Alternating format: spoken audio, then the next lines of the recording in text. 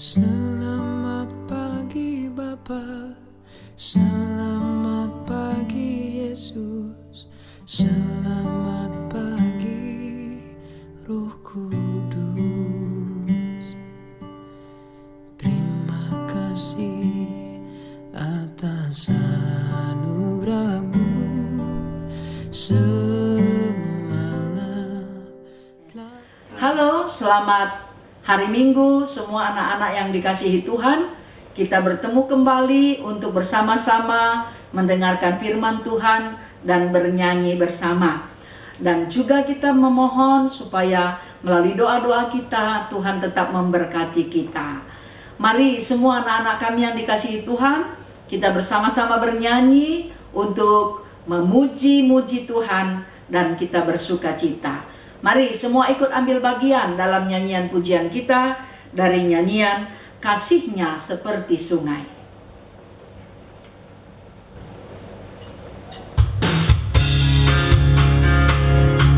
Ayo semua orang tua juga yang ada di sekitar kita, kita ajak kakak dan abang, semua keluarga kita ikut bernyanyi bersuka cita.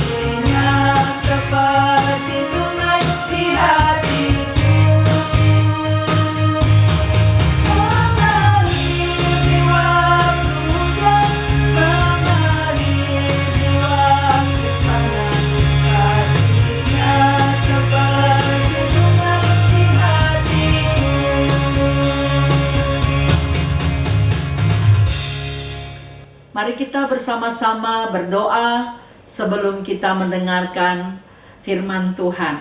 Kita berdoa.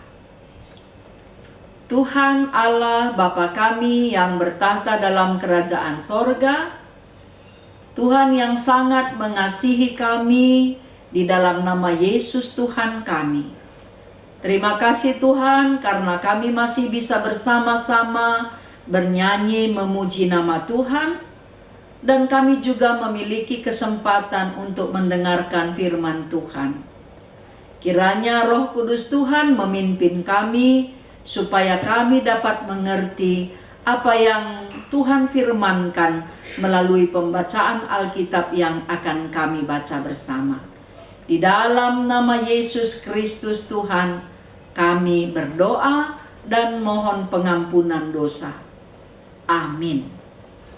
Mari kita bersama-sama membaca Alkitab yang diambil dari kitab Keluaran pasal 14 ayat 21 sampai ayat 22 dan pembacaan yang kedua dari kitab Yohanes pasal 2 ayat yang pertama sampai ayat yang ke-11.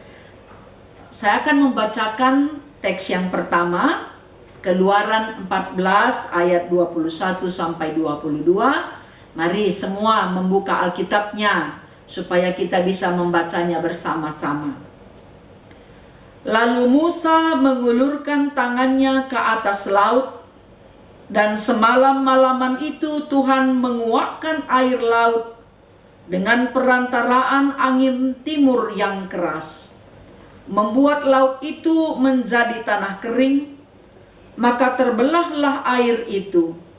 Demikianlah orang Israel berjalan dari tengah-tengah laut di tempat kering, sedang di kiri dan di kanan mereka air itu sebagai tembok mereka. Yang kedua, Yohanes pasal 2 ayat yang pertama sampai ayat yang ke-11. Pada hari ketiga, ada perkawinan di Kana yang di Galilea, dan ibu Yesus ada di situ. Yesus dan murid-muridnya diundang juga ke perkawinan itu. Ketika mereka kekurangan anggur, ibu Yesus berkata kepadanya, "Mereka kehabisan anggur." Kata Yesus kepadanya, "Mau apakah engkau daripadaku, ibu? Saatku belum tiba." Tetapi ibu Yesus berkata kepada pelayan-pelayan, "Apa yang dikatakan kepadamu, buatlah itu." Di situ ada 6 tempayan yang disediakan untuk pembasuhan menurut adat orang Yahudi, masing-masing isinya 2-3 buyung. Yesus berkata kepada pelayan-pelayan itu, "Isilah tempayan-tempayan itu penuh dengan air," dan mereka pun mengisinya sampai penuh. Lalu kata Yesus kepada mereka, "Sekarang cedoklah dan bawalah kepada pemimpin pesta." Lalu mereka pun membawanya. Setelah pemimpin pesta itu mengecap air yang telah menjadi anggur itu, dan ia tidak tahu dari mana datangnya, tetapi pelayan-pelayan yang mencedok air itu mengetahuinya, ia memanggil mempelai laki-laki dan berkata kepadanya, "Setiap orang menghidangkan anggur yang baik dahulu, dan sesudah orang puas minum, barulah yang kurang baik. Akan tetapi engkau menyediakan anggur yang baik sampai sekarang." Hal itu dibuat Yesus di Kana yang di Galilea sebagai yang pertama dari tanda-tandanya, dan dengan itu ia telah menyatakan kemuliaannya, dan murid-muridnya percaya kepadanya. Ya, ini pembacaan Alkitab kita. Tema kita hari ini adalah Tuhanku hebat, kemahakuasaan Tuhan. Jadi kalau kita bicara tentang Tuhan yang hebat, pasti Tuhan yang berkuasa. Di mana kita melihat kehebatan Tuhan? Pada waktu bangsa Israel keluar dari tanah Mesir, setelah 430 tahun mereka di Mesir, mereka diizinkan oleh Raja Mesir, yaitu Firaun, untuk pulang ke tanah perjanjian untuk memberikan persembahan kepada Tuhan yang mereka sembah. Ternyata setelah peristiwa 10 tulah terjadi di tanah Mesir, dan semua orang Mesir menjadi ketakutan. Yang terakhir sekali pada saat kematian anak yang sulung. Itu tulah yang ke-10, ya. Dan setelah itu mereka berangkat karena penguasa Mesir, yaitu Raja Firaun, mengizinkan mereka untuk berangkat. Kemudian mereka pergi. Tetapi apa yang terjadi? Raja Firaun ini kembali mengingat bahwa dia sangat membutuhkan orang Israel. Kemudian dia mengejar kembali orang Israel dengan bala tentaranya yang sangat besar dan hebat. Dan apa yang terjadi? Bangsa Israel ini sudah menjadi ketakutan, karena di belakang ini tentara semua kerajaan Mesir, di depan ada laut Teberau yang sangat luas yang harus mereka seberangi. Ya, tentu ini menjadi pergumulan, ya, menjadi masalah yang besar bagi umat pilihan Tuhan.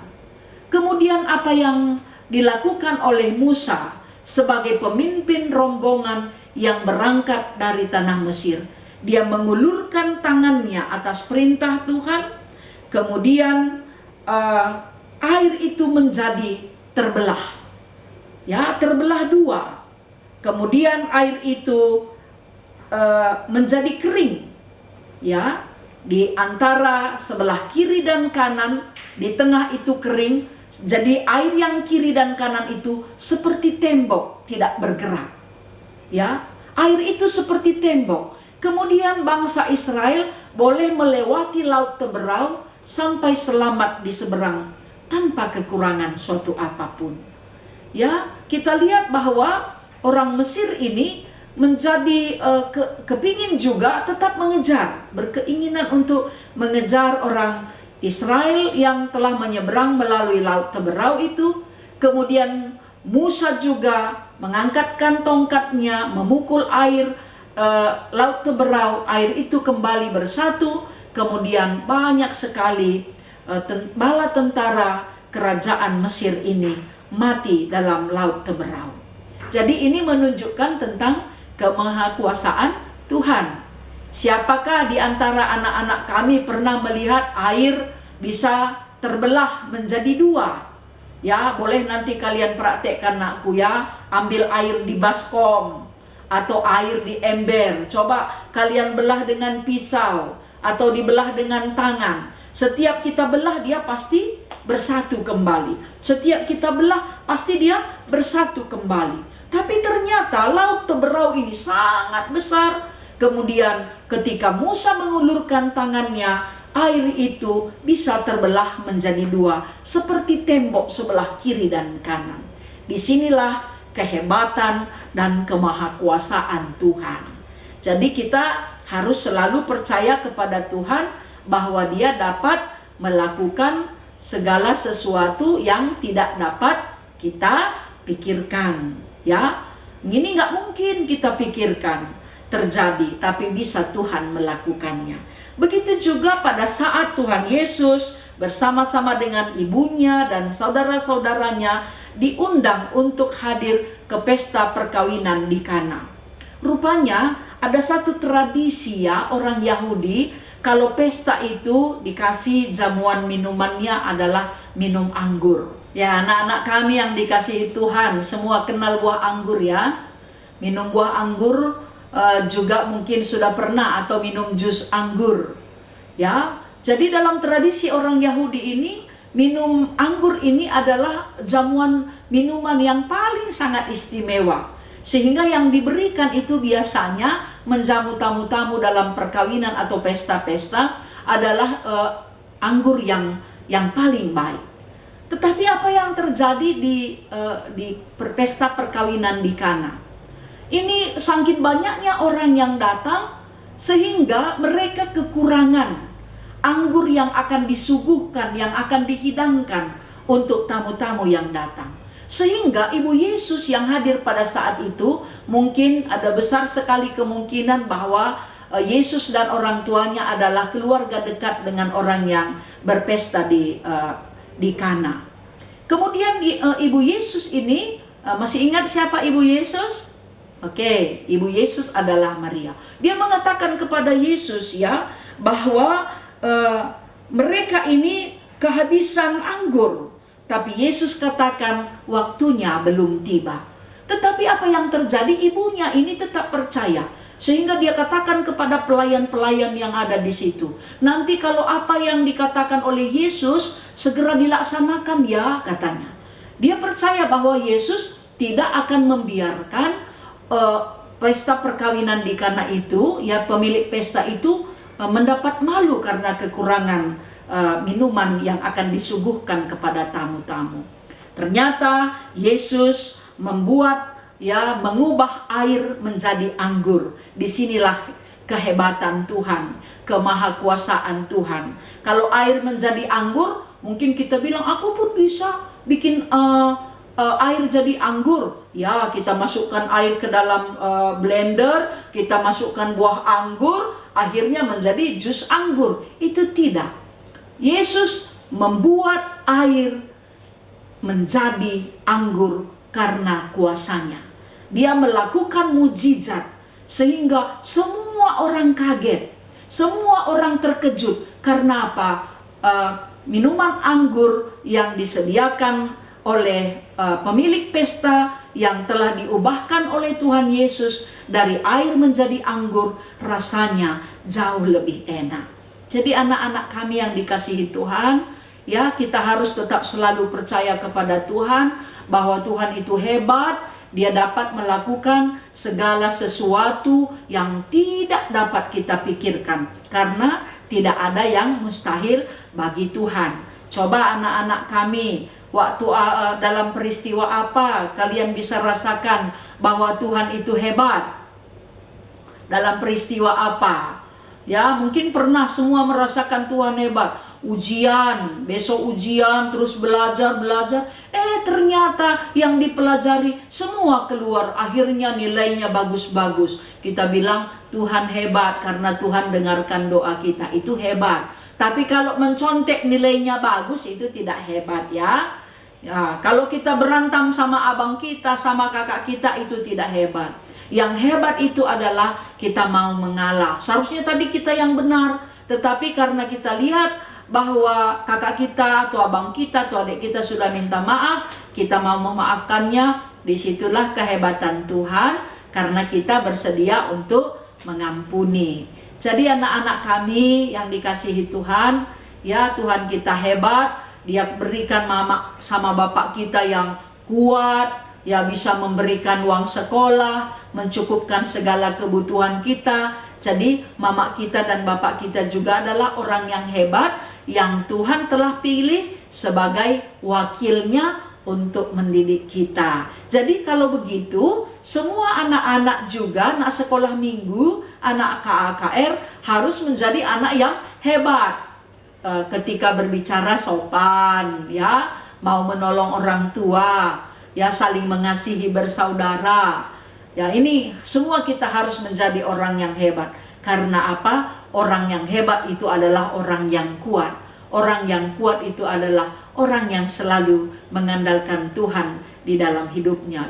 Jadi kekuatannya bukan kuat main tinju, bukan. Tetapi kekuatannya adalah firman Tuhan yang menjadi sumber pengetahuannya, sumber pengalaman hidupnya, sumber kehidupannya. Jadi firman Tuhan ini adalah perpustakaan yang lengkap, yang banyak mengajarkan kita banyak hal yang baik. Tuhan memberkati anak-anak kami semua harus menjadi orang yang hebat, hebat dalam berdoa, hebat membaca Alkitab, hebat dalam melakukan firman Tuhan. Karena apa? Karena kita memiliki Tuhan yang hebat, Tuhan yang maha kuasa, Tuhan yang luar biasa, selalu dan selalu memberikan pertolongan kepada kita. Ketika seberat apapun masalah kita, Tuhan tidak pernah meninggalkan kita. Amin. Mari kita sama-sama bernyanyi dari nyanyian kita, Betapa Hebat. Ayo semua ikut bernyanyi. Kita bersama-sama memuji Tuhan.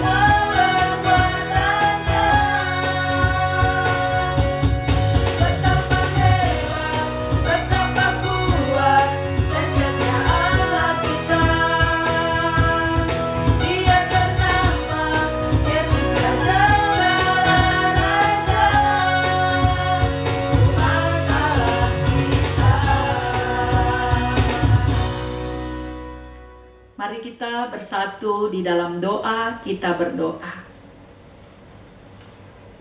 Tuhan Yesus yang baik, terima kasih karena kami sudah mendengarkan firman-Mu. Tuhan sangat sayang kepada kami. Tuhan sangat mencintai anak-anak Tuhan yang percaya kepada Tuhan. Biarlah kami selalu bangga memiliki Tuhan yang hebat, supaya kami juga menjadi anak-anak yang hebat.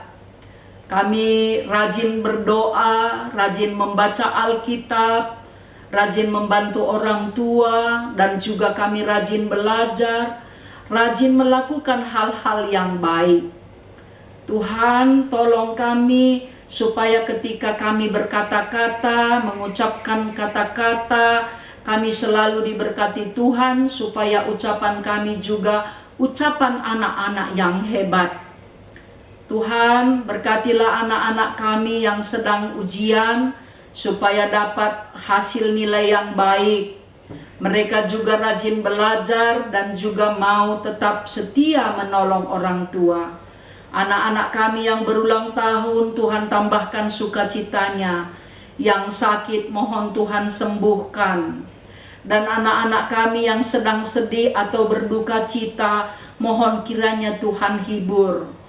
Tuhan, berkatilah anak-anak kami supaya dapat mengikuti ujian semuanya dengan baik dan lulus di sekolah yang mereka inginkan, supaya mereka juga bisa senang. Berkatilah mama dan bapa anak-anak kami dalam pekerjaannya, supaya segala kebutuhan yang dibutuhkan oleh anak-anak kami dapat dicukupkan oleh orang tua. Biarlah orang tua tidak membangkitkan amarah bagi anak-anaknya, dan anak-anak juga selalu dengar-dengaran akan firman Tuhan dan mau mendengarkan nasihat orang tua. Bapa di surga, berkatilah semua anak-anak Tuhan yang pada saat ini juga mengharapkan bisa bertemu dengan teman-temannya di sekolah minggu, di sekolah, dengan keluarganya, dengan kawan-kawan kompaknya. Tuhan semua berkati supaya dapat bertemu kembali. Kiranya Tuhan, Engkau berkati Indonesia, berkati dunia ini, supaya virus corona cepat berlalu dari muka bumi ini Tuhan. Berkati juga Presiden kami Joko Widodo, semua tim medis yang ada di rumah sakit, juga anak-anak Tuhan yang sakit, mohon Tuhan sembuhkan. Dan mohon kiranya Tuhan negara kami tetap aman, karena Tuhan selalu menyertai semua anak-anak Tuhan yang bekerja untuk memimpin Indonesia. Inilah kami dan doa kami Tuhan, berkati guru sekolah minggu kami, pengurus KAKR, seksi KKR, pendeta, penatua, diaken, semuanya Tuhan mohon berkati. Juga sahabat anak-anak kami, supaya mereka selalu bersuka cita. Terima kasih Tuhan, inilah doa kami. Ampuni kami atas dosa dan kesalahan kami, supaya kami menjadi anak-anak yang baik sesuai dengan kehendak Tuhan. Di dalam nama Tuhan Yesus Kristus kami berdoa, mengucap syukur, dan mohon pengampunan dosa. Mari kita bersama-sama berdoa seperti yang diajarkan oleh Tuhan Yesus. Bapa kami yang di sorga, dikuduskanlah namamu, datanglah kerajaan-Mu, jadilah kehendak-Mu di bumi seperti di sorga. Berikanlah kami pada hari ini makanan kami yang secukupnya, dan ampunilah kami akan kesalahan kami, seperti kami juga mengampuni orang yang bersalah kepada kami. Dan janganlah membawa kami ke dalam pencobaan, tetapi lepaskanlah kami daripada yang jahat. Karena Engkaulah yang mempunyai kerajaan dan kuasa dan kemuliaan sampai selama-lamanya. Amin. Ya, kebaktian kita sudah selesai pada hari ini. Diharapkan semua anak-anak kami tetap bersuka cita, rajin berdoa, rajin membaca Alkitab, Jangan lupa rajin belajar. Tetap jaga kesehatan anakku ya, dan makan yang banyak, dan rajin juga olahraga. Jangan lupa istirahatnya cukup. Tuhan memberkati kita semua. Kita bertemu kembali di minggu depan.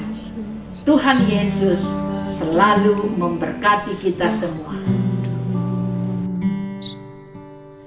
Terima kasih